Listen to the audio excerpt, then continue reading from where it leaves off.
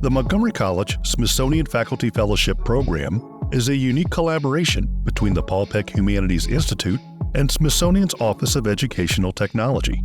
This unique professional opportunity encourages community college faculty to teach with the Smithsonian. Dr. Shayla Atkins has been a professor of English at the Takoma Park Silver Spring campus for 6 years. She has taught courses in composition, grammar, African American literature, film and literature, short story, and introduction to literature. Her dedication to her students and their growth and success earned her an Excellence in Teaching Award in 2021. Dr. Atkins earned her degrees in English from Florida A&M University, University of Maryland, and Howard University. She has published work about Black women playwrights Lynn Nottage and Lorraine Hansberry and presented at conferences on her classes' visits to Smithsonian museums.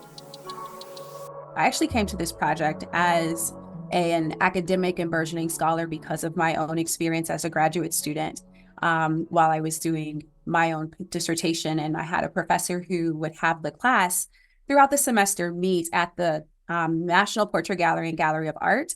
And we would literally hold court there talking about whatever the literary text of the week was, and then either start class or end class with a walk through the different parts of the galleries. And so then several years later, when the National Museum of African American History and Culture opened, I and my classmates took that opportunity to go and be present when that first opened. And so that, I think, is what kind of birthed this idea of it was possible to bring the museum into the classroom.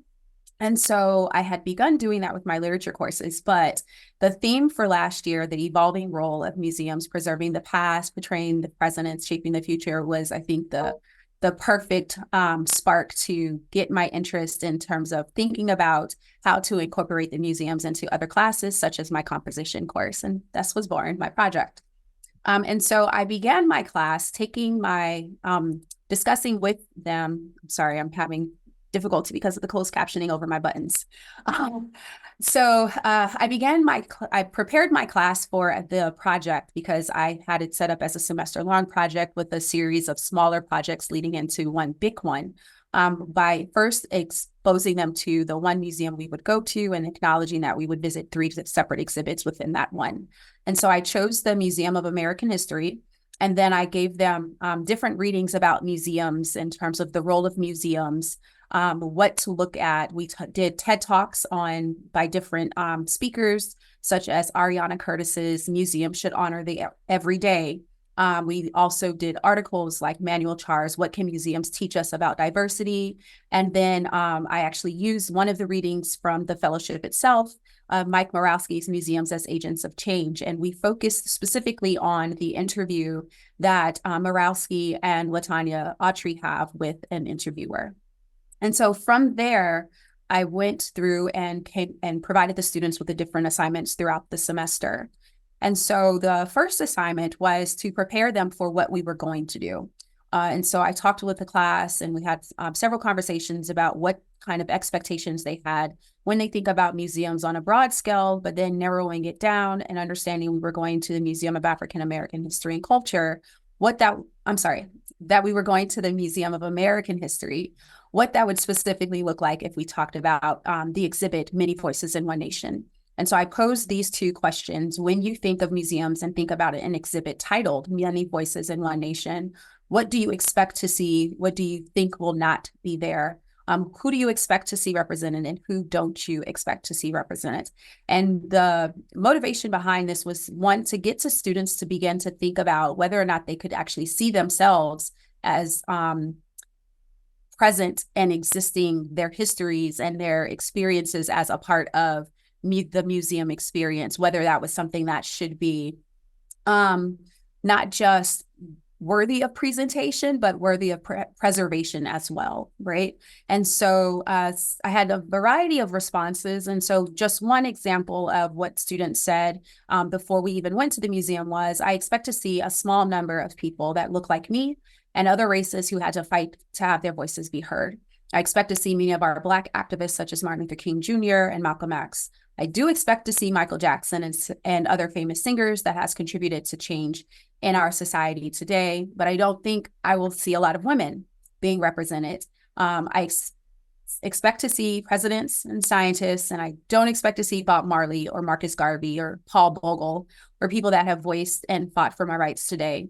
And so this wasn't like the only example of a student who was like, well, who had figured out a way to kind of identify and classify who was and who wasn't going to be included and who would get excluded. And so we began to have those kinds of conversations of like, well, what are the requirements of including and versus excluding, right? And what those parameters have become. And so that then helped set the stage for the next assignment, which was really the final assignment before we did the biggest project that became an ongoing experience throughout the semester. And so it was our actual visit to the museum where the students had to identify 3 objects that they saw in the different exhibits that we went to. And so they were encouraged to take photos of not just the one object that they connected with, but as many images as they wanted to. And so we had a conversation later that they would pull on what they found in the museum, the things that they noticed were missing from the museum as a way to help them think about their own final project. And then they had to explain, based on the images that they did choose and the objects that they chose to capture, what the reasoning was behind, like, in what ways did they think about this connection and what was surprising about them. And so, again, some of those responses were like Daniel's, the traditional Korean dress touched my heart when I saw it. My father is Korean and my family attends a Korean church every Sunday. I do not speak Korean, nor have I ever stepped foot on Korean soil, but I cried when I saw the dress. I was not expecting myself to feel so strongly about a dress. And so for a lot of my students, the images and the objects that they chose began to reveal this sense of maybe I'm not as familiar or connected to different components of my own self-identity as I thought. But also, it also began to reveal that there was some assumptions that were made about like what was going to be included in, wow, I'm surprised by what I didn't know. And so like Evan, for example, says the table pretty much served as a symbol of my ignorance. I had not expected to see so many nationalities migrate to America that early into its creation. And the first example of one I was not expecting was the mostly landlocked Germany. And so we, again, had various conversations about what this meant and why students were so surprised about who would have made it into the museum. And so from there, we took the final project. And with the final project, the breakdown happened from left with the orange and then down and over. And so the first step was that outside of the museum experience and field trip that we went to as a class, students were expected to visit 2 other additional museums.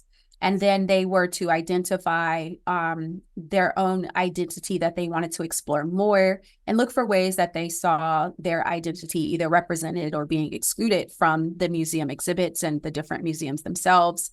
And then they had to both create a virtual exhibit of their own that showcased the identity that they chose. And then they also had to write a research argument where they argued for the validity of of creating the museum and its very existence.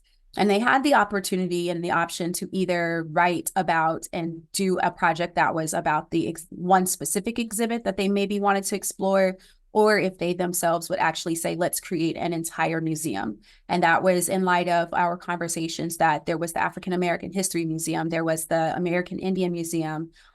We had conversations about the 2 museums that have just been approved last year for the history of women in America, American History of Women, I'm mixing up the name, as well as the Latino American Museum. And so they had that choice to either bring it down to one exhibit that would be placed into another museum or to create an entire museum focused on this identity.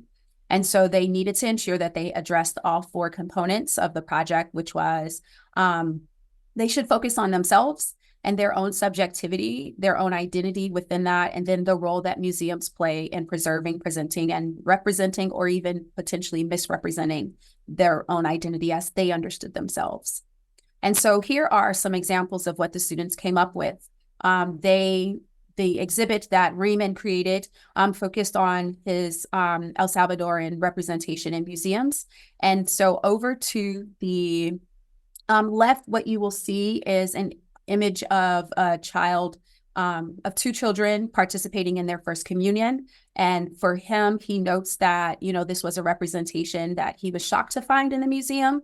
In the beginning, interestingly enough, when we did the museum exhibit, this was also an image that he picked at that time. And he talked about how he was really pleased with how it appeared as a representation. But then later, as he began to explore more, he talks about how shocked he is that it becomes the only thing he could find to represent El Salvador. And it becomes a bit disappointing given the fact that there is such a significant presence of El Salvadorans in America. And then there was Imani, who writes and chose to do her project on where Black women fit into history in America. And so she explores. And so she created her project using the Art Steps program. And if I had more time, I would click into it and we could do a bit of exploring of her exhibit. But she literally creates a virtual exhibit that allows for you to navigate through the different spaces and to see the different photos that she took and pulled from the exhibit, but also incorporated on her own.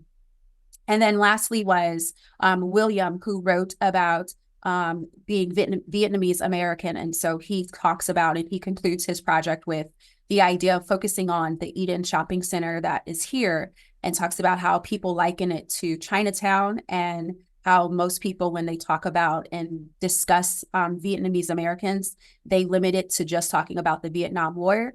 But he notes how far removed people are from the Vietnam War, like his generation, and how this becomes kind of a moot point. That's a bit problematic if the only idea of what it means to be Vietnamese American that people have is the Vietnam War.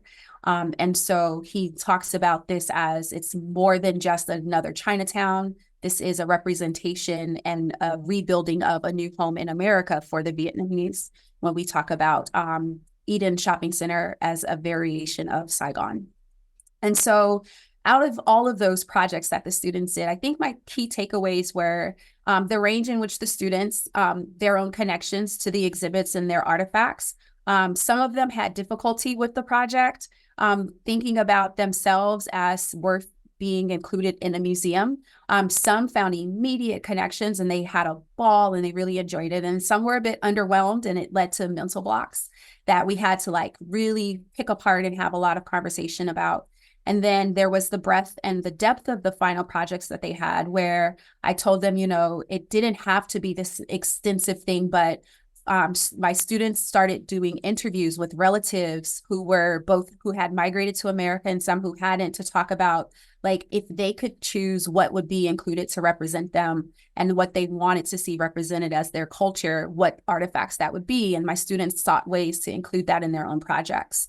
And then the students' perceptions of themselves in terms of who they are and how they connect and are connected, that some of them were able to draw these connections to the various museums and see interconnectedness. And then some honed in on just the different ways that even in one museum, they could see themselves represented in different ways. And so I think the new possibilities for me that were revealed as I take this project forward is the ways in which the students themselves became curators. And that hadn't necessarily been how I was thinking about it consciously. And I think it was the student who asked me, would they have an opportunity to speak with any of the Smithsonian curators, that made me finally say, you know what, I probably ought to include this as a component of my course, because I hadn't thought that, you know, I hadn't imagined creating your own exhibit would have done that. And so I truly enjoyed this project, and I look forward to the various iterations of it moving forward. Thank you.